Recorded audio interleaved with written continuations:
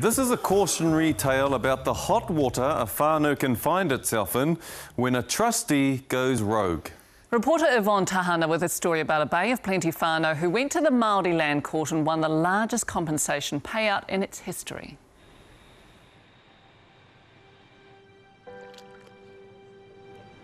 For Kawerau's savage whānau, their hot pool should be a happy place.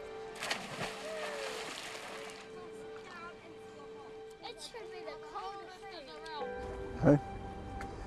Oh, this is us really. You know, not only to our savage whānau, but to a lot of other whānaus as well, you know. But yeah, to us it's who we are. Yeah, it's home.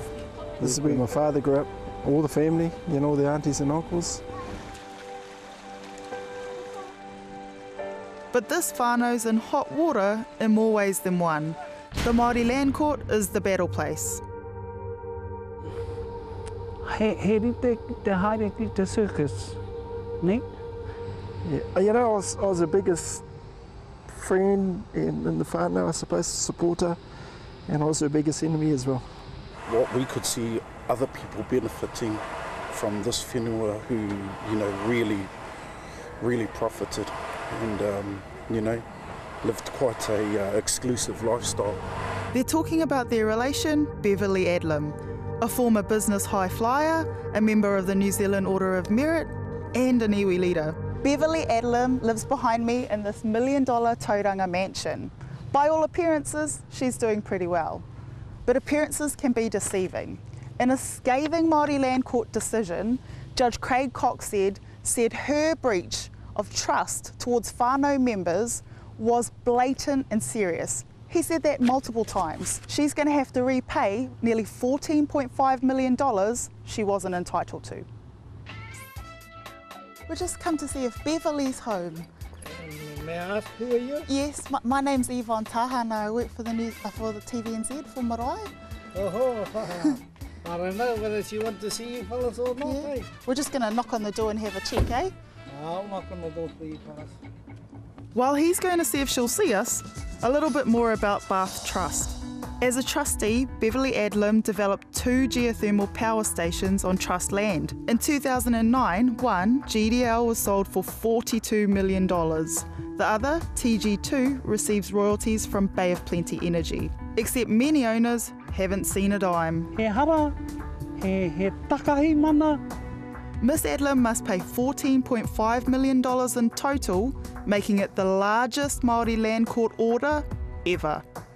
Lawyers for Miss Adlam also argued in court she should be paid a developer's fee, as she'd made a silk purse out of sow's ears. The court declined.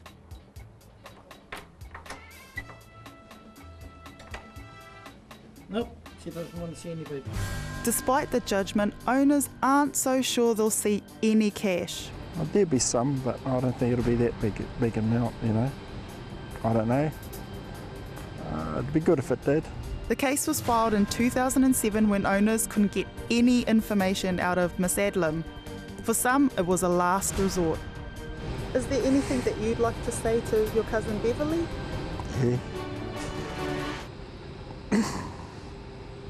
I just love her.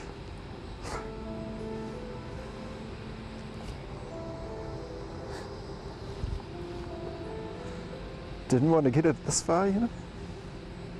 Last thing we wanted to do.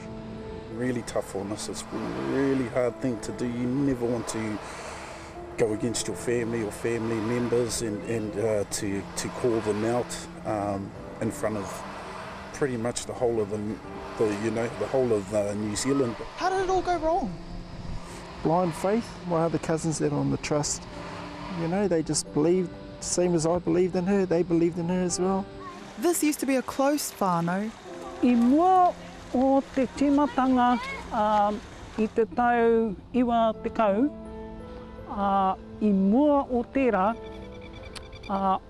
kaha nei te kotahitanga o te whānau. Ne, I reira hoki mātou he mahi pūte ana I otiwe nei mea. Ara, tēnei hōpua kaukau, muri nei, wena te tahi o nā mahi I oti, nā te kaha kotahitanga at whānau. but the case has caused deep rifts. You know, we're whānau, you know, we just get up and shout at each other and walk out and swear at each other, you know. Strong, accountable governance is a priority. Yeah, we've just got to find trustees that trust each other. Still, complexities remain. Mō koe, ko taku tino aroha i roto i wēnei kōrero. Ka heke iho, wēnei mamae, wēnei mahikino, ki wana uri a koake nei ne, a tōna wā. Wēnā taku aroha atu. I hope from here we can move forward in some way, reconnect with that whakawhanaungatanga we have with her, and yeah, I just hope from here on in there's some way that we can, I don't know, heal the mamae and hopefully move forward from here as a whānau. What's in store for the next generation here is unclear. For a little while at least, they'll enjoy it like a family home. Well, despite our best efforts, Ms Adlam didn't want to be interviewed for this story, but her lawyer Dan Hughes told us she'd be appealing the judgment on a number of grounds. Our invitation, of course, to speak with Beverly Adlam remains on the table. Meanwhile, in a statement, Sam Barnes, chairperson for Matata Parish Trustees, said they acknowledge the court's decision but are asking for privacy in order to resolve future matters. We will be keeping an eye on this story.